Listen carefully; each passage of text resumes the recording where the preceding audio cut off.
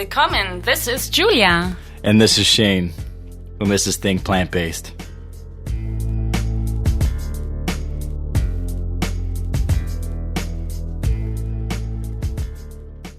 Think Plant-Based. Make sure to check out recipes, health tips, travel tips at www.thinkplantbased.com. And we're officially on iTunes, so please rate and write us a review on iTunes. Write us a review. Give us 2 stars, 3 stars, maybe 5 stars. Let us know. For sure, 5. Yeah, I mean, who would give us 2 stars anyways, yeah. Right?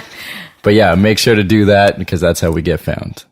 Today we're going to talk about a very interesting topic, right? I mean, caregiving. Yeah, right? I mean, we always think of like, oh, we're healthy and we live in the moment and whatever, right? But I mean, either it hits us or a dear one, right? Yeah, it could be you or me. Yeah. Or your neighbor or your mom or your dad. Exactly. Now, today we have an expert. Hi, Dawn. Dawn, how's it going? Hi there. Nice to meet you guys online, and yeah, I'm glad we can do stuff like this in this day and age, right? Yeah, right? exactly. This is Technology. great. All the way from Tennessee, and yes, that's amazing. So excited to have you on our show, and yeah, please tell the listeners more about yourself. Okay. Well, my name is Dawn, and I am originally from Seattle, Washington, but I moved to Nashville. And I moved here, 16 years ago. Wow.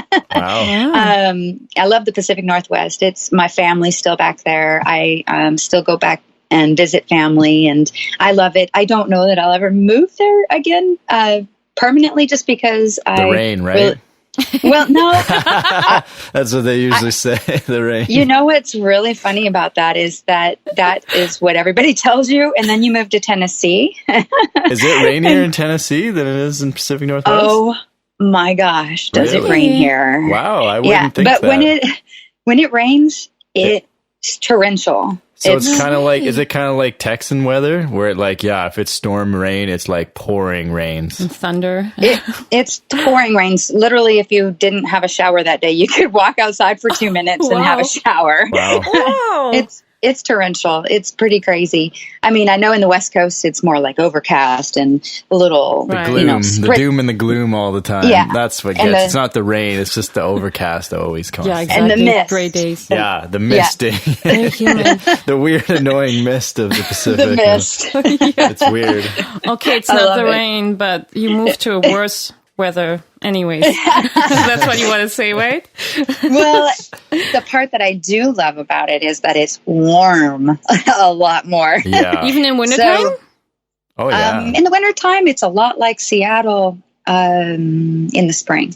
That's awesome. Oh, nice. Yeah. So like right now, it's springtime here for us, and we're just now starting to get into I think it'll probably get 70 degrees today.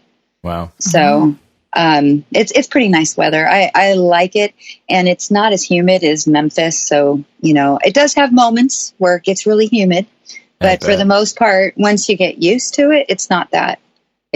I don't know. I like the heat. I'm cool. Right. I'm cool with it now. That's I'll go to the mountains when I want to have some snow and ski, but yeah, nice. I live in the heat. Great. So yeah, as far as moving here and doing all that journey, I came here because of music. And I was working in corporate America when I moved here.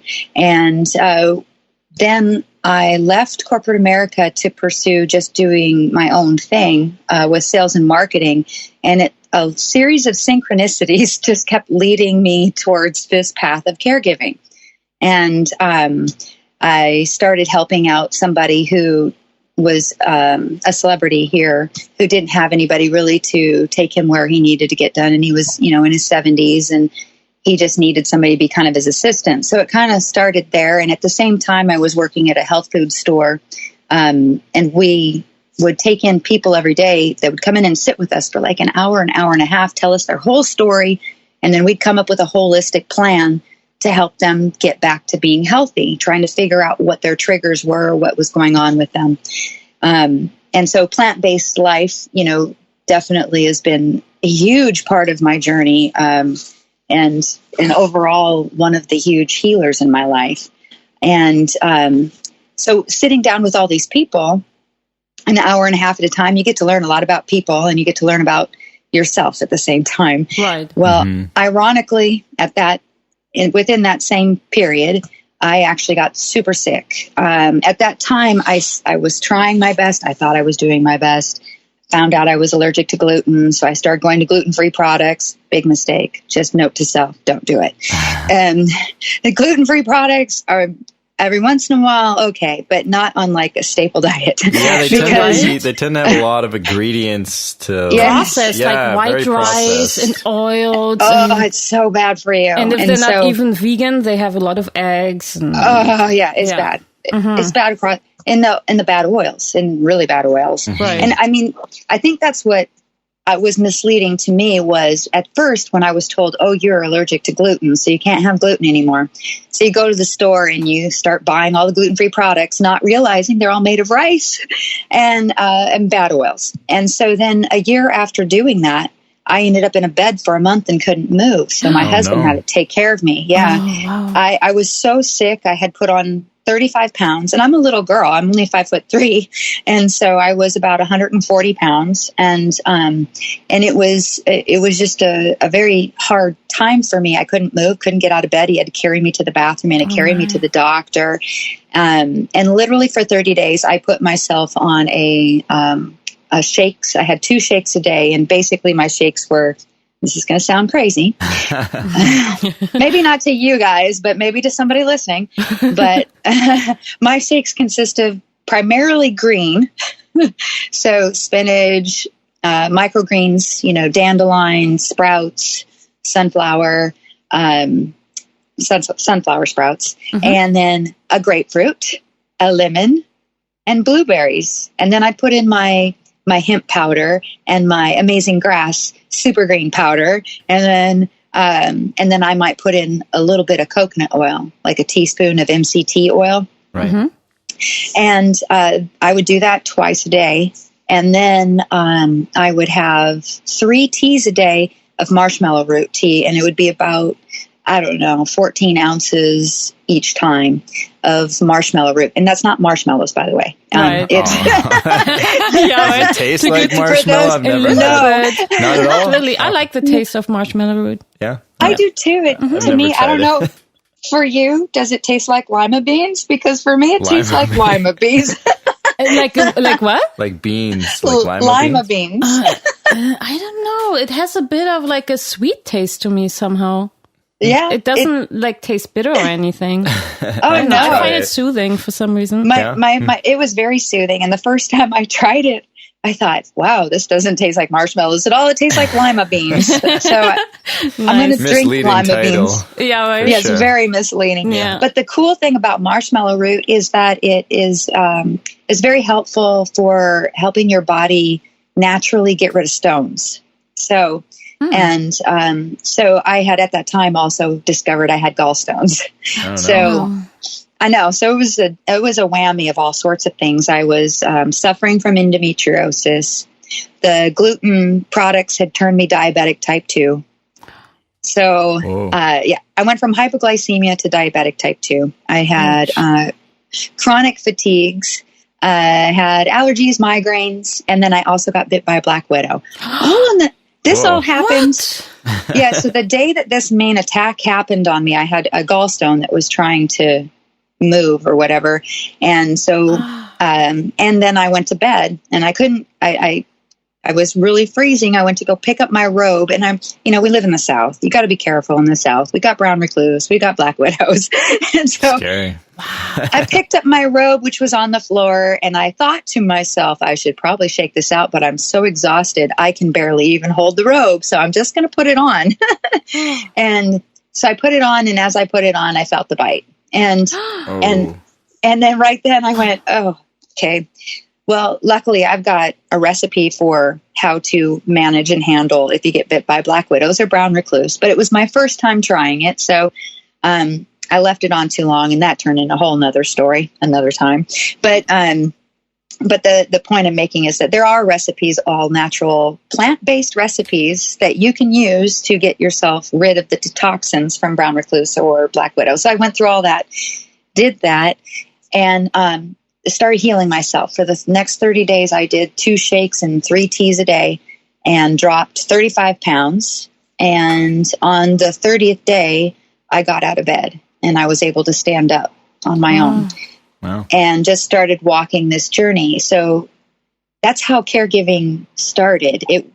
I was a caregiver for others, but I really look at my journey as to how I had to caregive for myself. Yeah, exactly.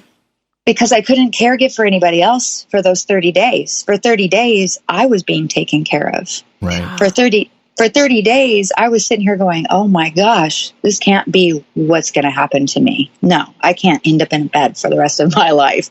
No, no. We're going to fix this right now. And so the part of the caregiving journey and becoming the traveling caregivers was identifying in myself the chaos, the disorder, the onslaught of triggers that were going on inside of me, that obviously I was dealing with stuff, because how else would you end up with all of those things unless you just didn't know that, hey, when you first get a symptom to something, whether it's a headache or a body ache, or like right now, even with Corona, everybody's, worried about that.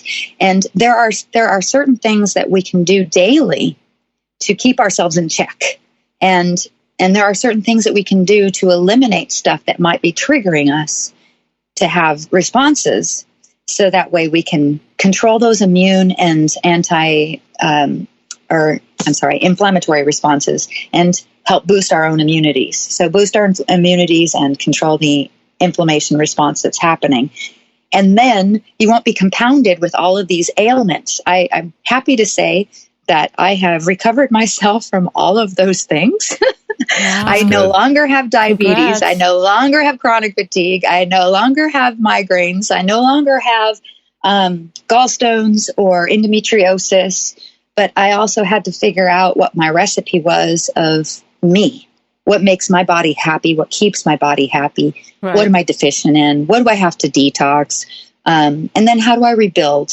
And what is it that I need to do to rebuild? And once I rebuild, then what's my next steps? How can I do maintenance and preventative maintenance? And basically that's where I'm living now, is in maintenance. About a year or 2 years ago, we were living in a house of mold, which kind of brought on, and I'm bringing up the mold because mold is another toxicity that a lot of people don't even realize is in their home. Right. So being able to identify the things that are in your environment that could be creating triggers and toxicities, learning how to become a caregiver for myself, because ultimately if you're in the airplane and the airplane's going down, you got to put the air mask on yourself first. Yeah, right. Because so true. Can't help anyone else if you don't help yourself first. Yeah. Right. So that's where it stemmed from. It is becoming a caregiver for me.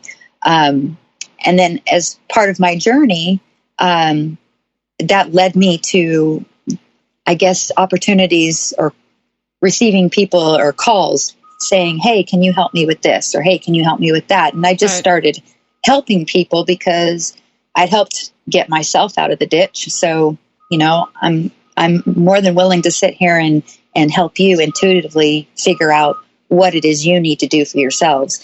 And each person's going to be different. Each person's going to have their own recipe. Right. Yeah, it's so great that you already had the foundation, before you got sick. Because you knew like the tools, what to do in a way, intuitively. Oh yeah, I'm going to reach out for the marshmallow tea and stuff like that, So it's really good because not everyone will be like this, that they have a knowledge and they get sick. Usually people don't know what to do. When they're sick, they run to the doctor.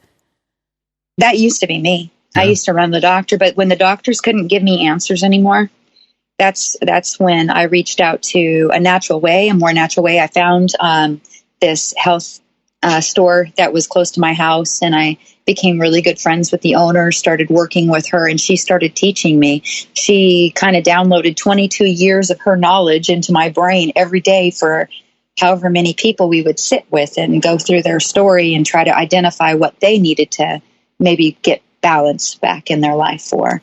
And I feel very fortunate to have that information that she came along. She was an angel for bringing that into my life. And it has absolutely directly affected my path since then and how I'm able to help people now. And just having a better understanding. That's great. Why do you call yourself a traveling caregiver? Are you traveling throughout the States? Well, there's a lot of meaning behind the Traveling Caregiver. One, yes, we will be. We're a music duo, so we'll be taking our music and sharing it all over the place, like we always have. But we're going to be pairing it with what we do to help people holistically with their lives too.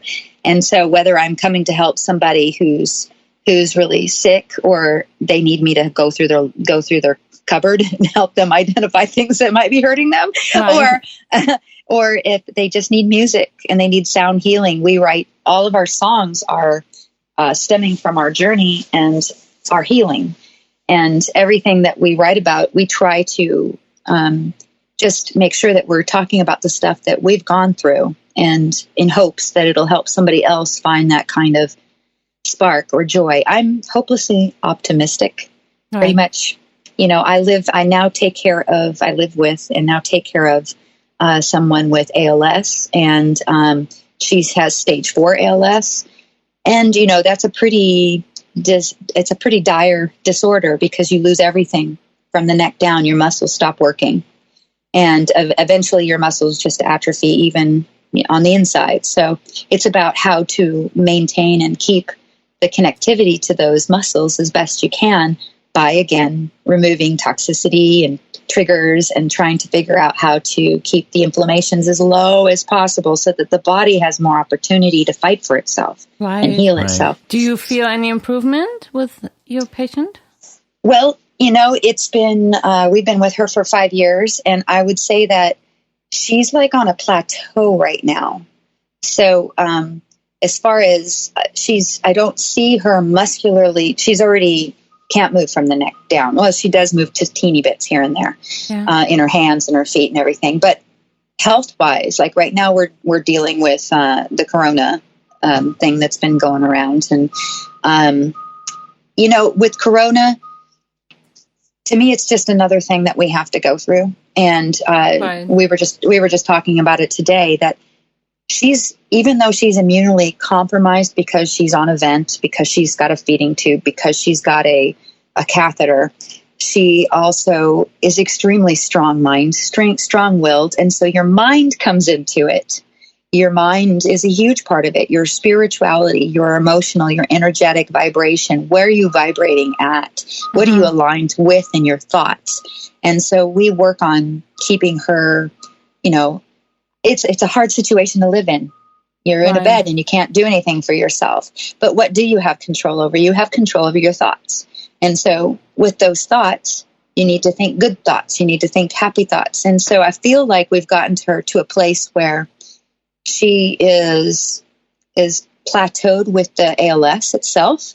My biggest fight is all the infections that attack her on a daily basis altogether. And even without the threat of corona or any other that might come along, whether it's SARS or H1N1, to me, it's all part of the same. And those are things that we have tools in our toolkit that we every day practice, helping her fight those viruses, like infrared therapy and colloidal silver nebulizer and an hydrogen inhaler, so that she's breathing in hydrogen to get more oxygen to her cells. And then internally, I'm giving her things to help boost her immune system, whether it be zinc or helping with wellness formula. That's Source Naturals has a great wellness formula that's got echinacea and a whole slew of things that can help boost your immune system while it's trying to kill off anything that might be attacking you. Another great thing is olive leaf or oregano oil, probiotics, enzymes. There's so many tools in the kit. And we just look at each day and we take each day as it comes and we fight with it. Today, I would say she's doing awesome. She's smiling, she's engaging, she's fighting this fight while we try to fight for her. Right. And part of the journey of becoming the Traveling Caregivers has been really when I became to work for her, which has been 5 years ago now. The first 2 years I did it pretty much by myself as a caregiver just for her. So I had to do all the physical work by myself, and I was totally capable of doing it. And then about 2 years in, it just became so hard for me to do it by myself anymore. And my body, again, because I wasn't taking time for myself, I was giving all of my time to her. So again, I had to take a step back in my own self and say, how do I put the mask on first? And how do I give her what she needs? And how do we make this work so that she feels like she's getting what she needs and she doesn't have anxiety thinking that we're not going to be there for her? And so becoming that caregiver for her and becoming a caregiver for myself at the same time and finding that balance. Right. Because, her husband, who is not a nurse, who's, he's a businessman, he's an entrepreneur, he's on the phone all the time. It's for him to become a caregiver all of a sudden, just like any other person right now out there, even with any of these viruses that we might be threatened with. A lot of hospice and assisted living facilities are saying, come pick up your loved ones because you don't want them to get this. So come pick them up. So now all of a sudden those people, the family members, are having to make decisions. Okay, so do I become a caregiver now? So now all of a sudden you're the caregiver for your parent or your children or your grandparents or whoever it might be that you need to go pick up. And all of a sudden you're looking at this situation going, oh gosh, that means I've got to give all my time. And I live with somebody who literally can't do anything for herself at all.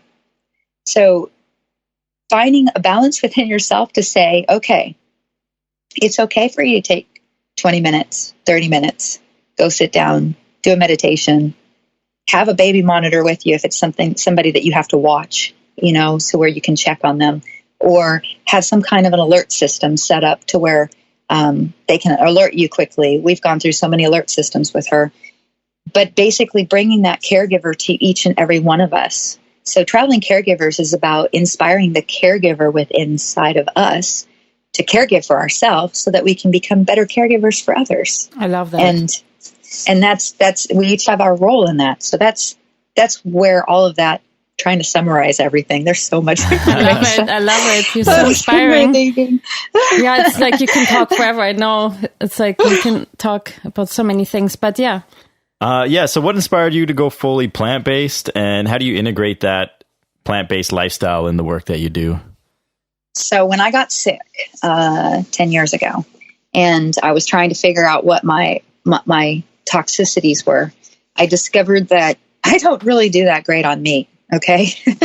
And meat doesn't like me, and every time I would eat it, it would hurt me. So I stopped, and then I also have compassion for animals. And the further I got away from eating meat, the more I started going, you know what? I really don't agree with eating animals. I really don't. And that became part of my lifestyle, that I just didn't want that anymore. So as I started digging deeper on my own health and trying to figure out what I needed to remove out of my life, I also realized that I was having sensitivities to other foods. So I started a journal. Now you can do these at-home tests with Everlywell, which is great. So you can find out what your sensitivities are by ordering a kit online and doing what they say to do and send it back in, and they'll give you a report. But back 10 years ago, I didn't have that. And I didn't want to spend the money to have somebody poke me with a bunch of needles and tell me what I'm having allergies to. Yeah, so right. that didn't sound like fun to me. I'm like, I already deal with enough problems with allergies. Let's just eliminate everything and start from scratch. So when I got sick, it was really easy because I basically pared down my life to a diabetic lifestyle of a low glycemic menu. So that meant with fruits and vegetables that I was going to eat strictly grapefruit, lemon, lime, berries, and occasionally a green apple, but not really. I pretty much just focused on grapefruits, lemon, limes, and berries because they're so light glycemic. Right. Then for vegetables, I stuck to mostly all greens and then everything that was not sugar. So, I stayed away from the carrots. I know everybody's like, no, we're supposed to do no, I didn't do the carrots. Right. There's a time for that. But when you're really sick, when you're really, really sick and you got all those issues going on, for me, cleaning up the candida in my life and getting rid of that was absolute key because the candida was creating more problems, which was leading to more problems, which was leading to more problems. So for me, I had to clean everything out. And I started doing these cleanses. So I started with the liver and kidney, and then I went to candida, and then I went to a parasite cleanse. Always do the parasite cleanse last. Don't do it first. Yeah, why it can be intense. Yeah, because it's way intense. And those little buggers, they're trying to live off what's in there. And they want to survive, right? That's the thing too. Are you watching for the oxalates too? Because I find you gotta watch for the greens that are high in oxalates too, right? That can interfere your health as well. So what I do now, so back then, and this has been an evolution. It's really been an evolution with plants and understanding. It's even down to food combinations now for me. Okay. So now I'm pretty strict about what foods I combine with one another, because I've just learned that certain foods do not work well together. Right. Protein and sugar don't go well together. Protein and sugar it's a horrible idea, because, the sugars are going to go in there and your body's like, woohoo, give me that sugar, baby. And then the protein's just going to sit there and go, well, what about me? I guess I'll just wait. And while it's waiting, it's fermenting. It's causing all kinds of problems. So getting back to the plants and everything. So finding out what oxalates, like spinach, your dark leafy greens are going to have a lot of oxalates, the phytic acids. I'm pretty much at this point now with my shakes that I do now, I will still do spinach, but I only do like a handful of spinach in my shake. Okay. I used to do a whole big, I can't even tell you how much I put in there. I see. It was a lot. But now what I do instead is I substitute with the amazing grass. So that way I'm getting more from that too. And that's already been broken down a little bit, but I'm still doing live. So I'll do like a handful of spinach. I'll do a handful of sprouts of different, like broccoli or sunflower or radish. Mustard's really good. And then I'm only doing that shake.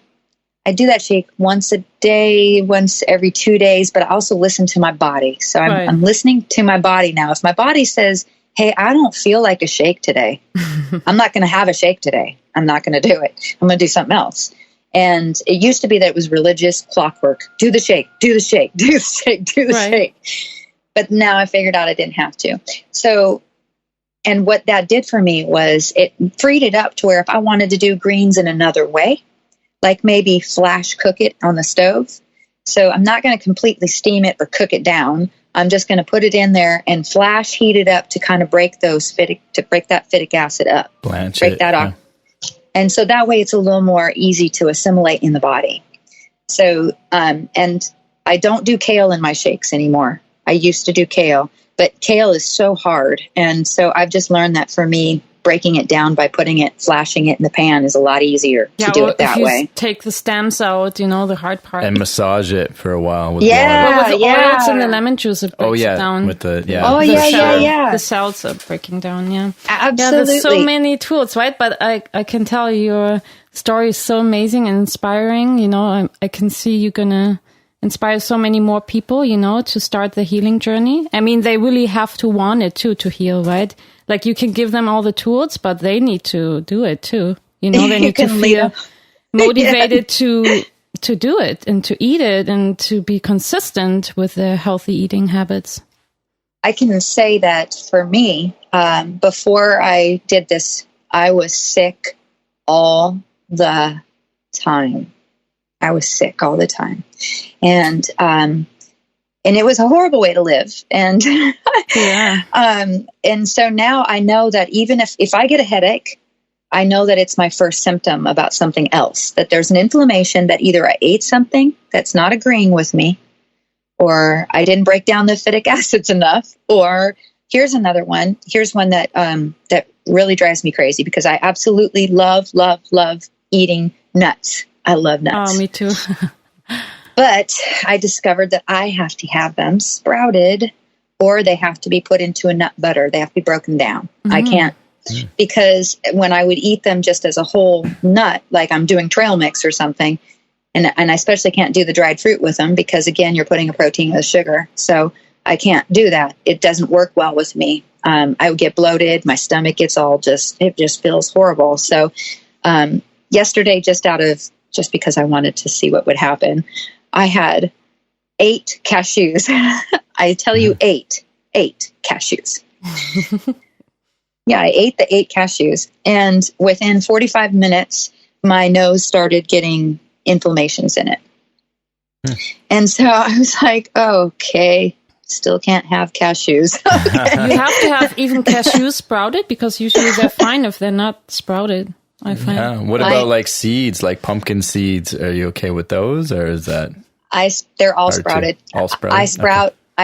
I actually buy them sprouted now because I got tired of having to prep. So, I bet. I mean, you can, it's a lot of prep. I do a lot of prep here at the house. You have time for that? I mean, your job is already so demanding. You're like 24/7 with your patient, right? That's right. Wow. We're 24/7.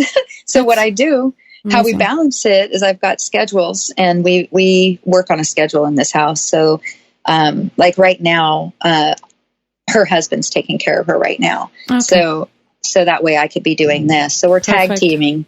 So that way when he needs to work, then I'm taking care of her. And when I need to work, he's taking care. Well, when I need to work and it's in, something like this, he's going to go take care of her. We also do have a couple of caregivers that come in and help us out. Okay. It's been a bit of a challenge with the virus situation because they're not here. They're both putting themselves in. They've been kind of in a quarantine just to make sure that they're good, because we don't want to bring anything to her. Right.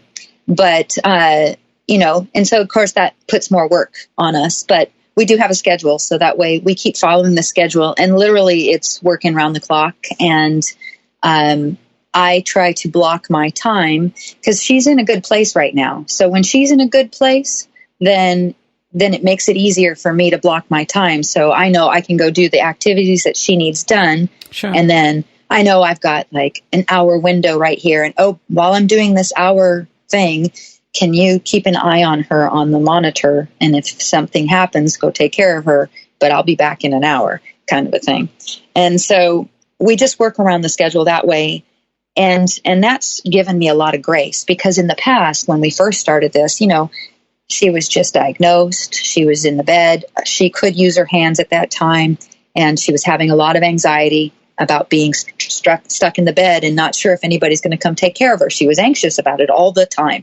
Mm-hmm. And so literally as soon as I would walk away from her, she'd be honking the horn, like, come back, come back, come back. Oh. And so one day I went in there and I had reached a point of mental exhaustion, which I've many times through this journey have hit those points where literally when I go to take vacation, I do nothing but sleep for a week. Like literally. Imagine. And my husband's parents, we'd go see them at the beach, and his mom's, she would say, all she does is sleep. The best medicine for recharging. Yeah, I'm just recharging right now. And so we go to the beach because my personal preference is to recharge at the beach. Nice. Go to the beach with the sunlight, the salt water, the sand. I put my little blow up or my little throw up tent. It's like that little. It's a great backpacking tent for the Pacific Northwest, is what it is. Nice. But in Tennessee. But in Tennessee, you open up the windows. And when we go to Florida, we put it on the beach, and it's a perfect little beach tent. And so it's perfect. So nice. It's a great way to recharge. So yeah, when you get to those moments of mental exhaustion, you have to say to yourself, and it was hard for me at first to say to myself, no, you have to put the air mask on first. You're no good to her if you can't move. Right. You're no good to her if you can't do what you need to do. So I started saying to myself, all right, if I need to take a vacation, or if I need to take a night off, I'm going to do it. And I'm going to be okay. And she's going to be okay, because guess what? She's on her own journey. She has her own journey going on here. And the fact that she's still here is because she wants to be.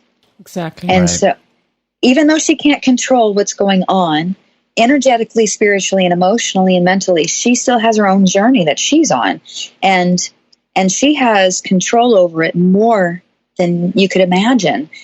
I didn't realize how much the mind was a component of all of this until just this last year, when I started going through, digging deeper on my traumas that I'd gone through in my life and things that I needed to heal, and found biofield tuning. I don't know if you've ever heard of biofield tuning, but biofield tuning is, have you heard of Reiki? Yes. Yeah. Okay. So Reiki uses energy to move energy through your chakras. So you have somebody who is emotionally and energetically moving energy through your chakras to help you unstick or get unstuck in your chakras and your meridians so that your energy can flow freely through your body. Well, biofield tuning is a lot like that, with the exception that it uses tuning forks.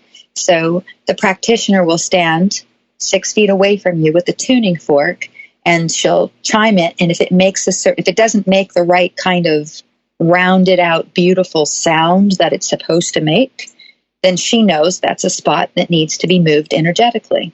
And she knows that certain points attribute to certain times in your life.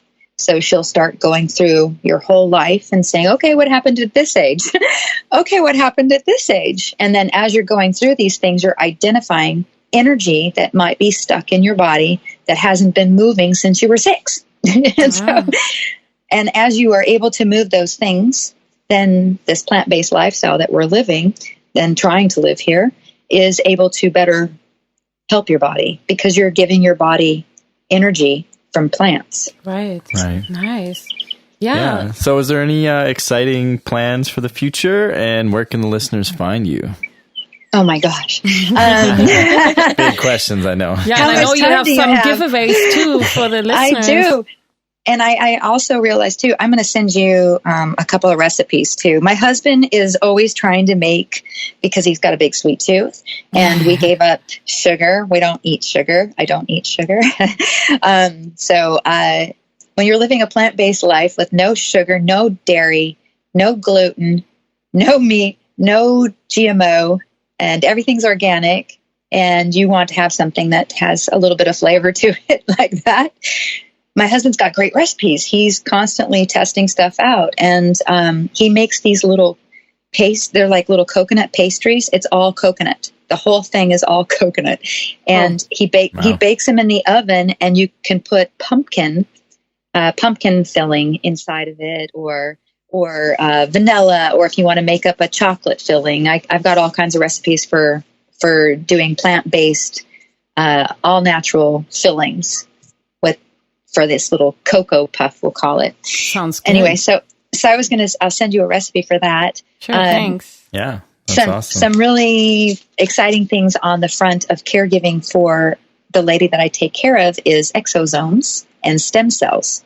So we remain hopefully optimistic, because we've just found out that our doctor is able to start giving her exosomes. And exosomes are the thing that actually goes in and conducts your stem cells and tells your stem cells what to do. And then you get a stem cell treatment, and the stem cells are amplified. And they're seeing really great success with people who might have chronic disorder, neurological disorder. So we're very hopeful about that. The other great thing that's coming up is I've got a new book that's coming out. It's more like a journal workbook. My journey, I've been journaling my journey, and part of my journey was identifying and eliminating foods, but I journaled along the way to discover the patterns of things that might be affecting me. And then I also did a deep dive on my own personality and my own, I've got a series of questions and things that I've done to myself to help get myself to a new place of discovering health for me. And I thought, why not pass this on to other people? And so I'm not giving you answers. I'm just giving people kind of suggestive things that have helped me on my journey, whether it be a question or working with words that contrast each other, and how do those words make you feel, and those kinds of things. And then identifying foods and how to do a food elimination diet. What does that look like? And then throwing in there the recipes for detox and some other key resources to put in the back of the book. So that way, when you're in the middle of your journaling, you have all the keys, kind of like having Cliff Notes in high school. You have all the keys in the back of things that might help propel your health even further, like with essential oils even, or stones. So all kinds of little things that are going to be in this book, and it's going to be called, it is called I Care. It's a journal, and it's discovering the caregiver within to help you find your own caregiver within yourself. Yeah, that's awesome. Wow. And where can the listeners find you online? Let's say like social media. Social media at Traveling Caregivers. You can go there and send me a message anytime on Facebook, Instagram. We do have a Twitter too. I would say that I'm probably a lot more active on Instagram and Facebook though. And then online we have travelingcaregivers.com, and we will post links to everything there, and have all of the giveaways that I'm offering you guys will be on there as well. Perfect. Nice. Great. Yeah, we'll put up in the show notes for everyone to find. Right. Thanks so much for your inspiring story. I'm sure a lot of people feel more motivated, and their inner caregiver will be ignited, hopefully, by this show. Well, and I hope so too. And I hope everybody just realizes too that caregiving it's like really hard. It is probably one of the hardest jobs, but if you learn to love yourself, it becomes easier. So true. And be patient, right? Yeah. Like and you can't feel great every day, with any job you do. Everybody always asks me, is there ever a day that you're down? And, yeah, I do have moments. And so what do I do in those moments? Usually there's two things. One, either meditate, or two, go back to bed. Right. So simple. Try again. Exactly. Well, we hope you're having a great day, and we'll let you know when the show is out. Yeah. Well, thank you so much, and please let me know when you're going to do it, because I'll put it all over my social media too, and make sure everybody knows to go look for it. For sure, we'll do that. Amazing. Yeah. Okay, you take care. Stay safe. Have a good one. Thanks so much. Thanks. Later. Yeah. Have a great day. You too. Bye. Ciao. Bye-bye. Ciao.